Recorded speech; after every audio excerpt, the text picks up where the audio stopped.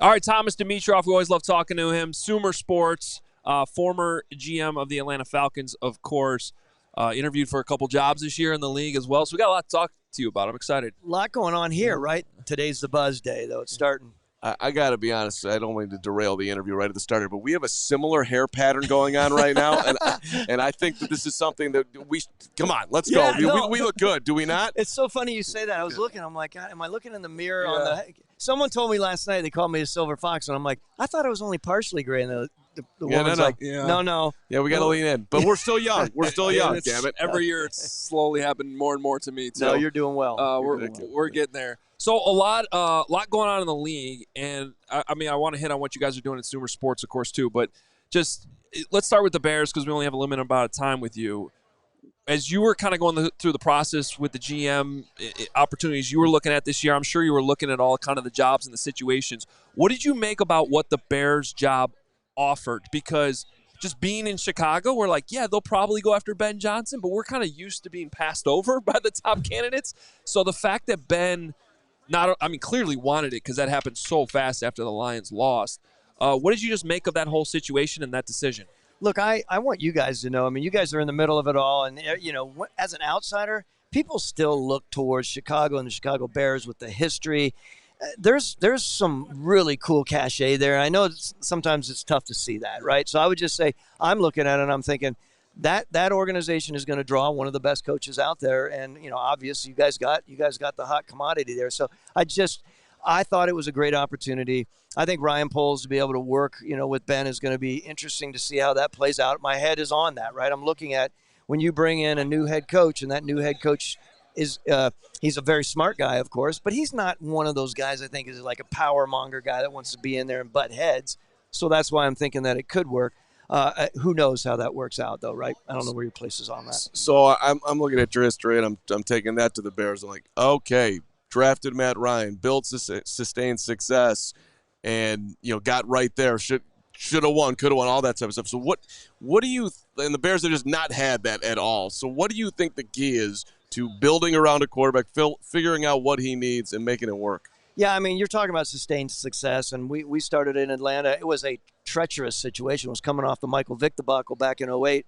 And what we did is we were just very mindful about making sure that you brought your young quarterback along, no matter how good they are. You don't throw them 60 times a game. We made sure that we had the right people around them. This was something I stole from the Bill Polian book, right? What he did in Indianapolis about just making sure you have the right people around that quarterback. And you guys do there. When I think about Chicago, there's some talented people.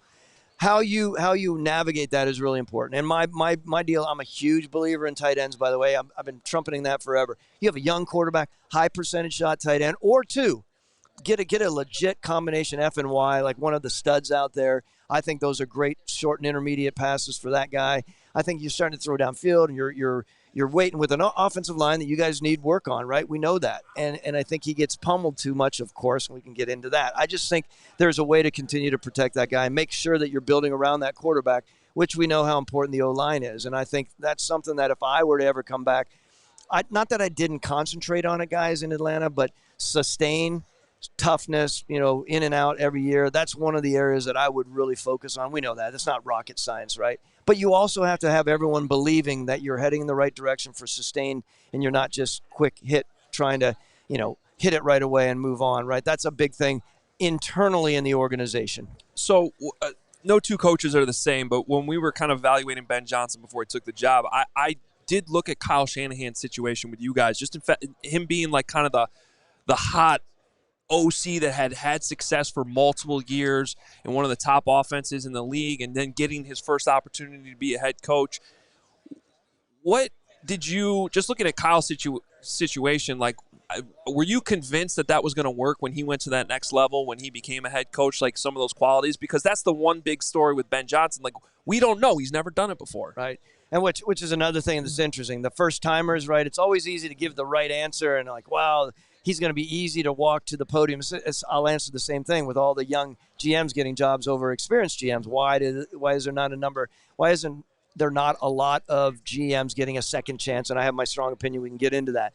With Ben, compared to Kyle Kyle had an air about him and a confidence about him, having grown up around it all his life. I was never once worried. If anything, I thought with Kyle, once he got that gig, he was going to be able to push aside some of the stuff that happened with some of, as a coordinator where he was in Cleveland, a couple places where he was at loggerheads with the GM as a coordinator. That rarely happens, by the way. I just thought when he finally got to a spot, he was going to be in that omnipotent spot, and that was going to be best for him. Some people thrive on that. With Ben, he's a quiet guy, right? Or he seems that way. He's not one of those guys like he'll close his door at the office, at least in Detroit, and do a lot of really good work, like really good, massive brain work on things. But we all know the next level, next job, that's a leader of men, right? That's a big thing, and this is his time to show that side of him, which is going to be really fun to watch him develop and evolve that way. Well, your mentor, Bill Belichick, ultimate leader of men, why? And of course now in Carolina, why do you think that seemingly he wanted to come back to the NFL and nobody wanted to hire Bill Belichick? I know. I went online last year and I took some heat for it in Atlanta because I thought he is the best coach to bring someone to a Super Bowl within 3 years. That's what I still believe. So, I mean, people were doing their digging. This comes back to what I was saying. When you have a history and a long history, there are a lot of people waiting in the weeds, and there always have been with him, right? I feel that's a big thing. So why is he not? He's going to go into an organization, be the dude in charge, call it the way it is. I mean, there's no way he's going to. I don't want to answer for Bill, but I would never want to put him in that spot to kind of answer to a general manager. That's not what his deal is. And there are too many people out there right now, I think, organizations that want things to be parsed out. That's what I'm realizing more and more. Even the GM positions that people are interviewing for now, and some that I did, the more information I got back, they were trying to narrow down the scope of the general manager job because it's such big business now.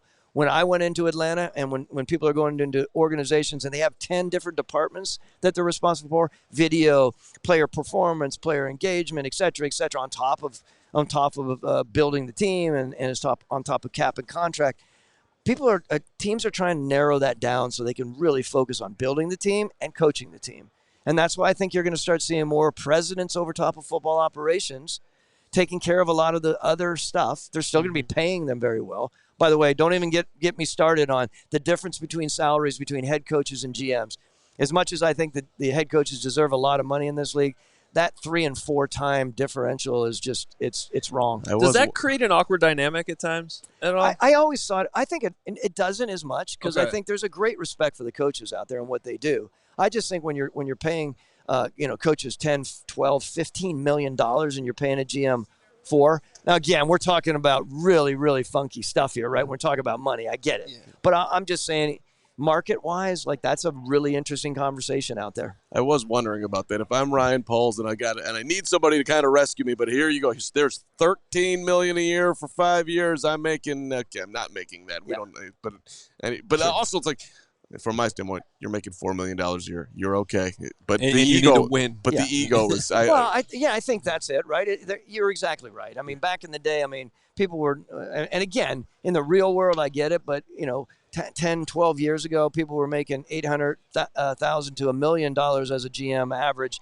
Those numbers are going up crazy, right? The coaches, even more important, are going into the mid-teens. Like that's unbelievable and beyond. Right. So. To your point, Ryan, I'm sure has it look like I'm doing well, I'm fine. We don't care about, presidents a lot of times in the league are making even less than all of them, but they have longevity.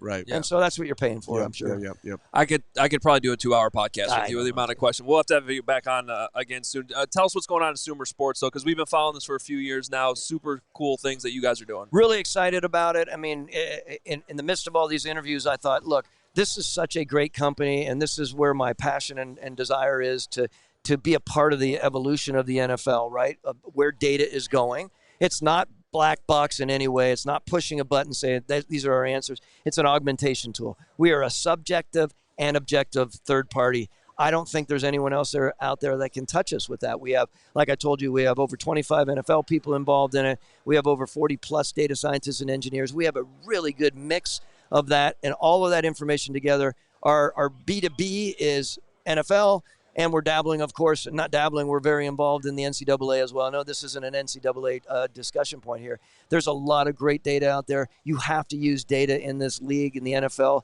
to progress. And if you're not, I just think it's a short sight. You know that. And it's again, back to augmentation, I'll just say this. Anything I do right now, if I were to ever come back, I would 100% be the person that's my background, right? I am an evaluator by trade. But to be able to juxtapose with data points when you're talking about a guy's agility or you're talking about a guy's ability to sink an anchor or whatever it may be when you're evaluating, there are ways and data out there right now to say, whoa, you have him as a 6'5", Thomas, and the data is saying he's a 7'5". Don't change it to a 7'5". Bring it back to the staff. Let's watch more video on it and decide why there's a difference there. That's what our deal is. It's super cool stuff, and like I said, we'll have to talk to you more about it in the future. I guess I got to do one more. I'm sorry. Yeah. Caleb, when will they know? How do you? Jeez. When will they know if he's yes? Does it have to happen this year? Like, how would you look at it? How would you be evaluating him? He had a decent first year, but there's a lot more there. Yeah, I think there's a lot more. I just think you need to see the incremental progression, and it has to be substantial, right? That's in my mind. That's what I would be looking for. Okay. Yeah. Right, fair enough. Thomas, thanks so much, man. See you guys. Yeah. Appreciate you. Anytime. Great hair. Love it. You too.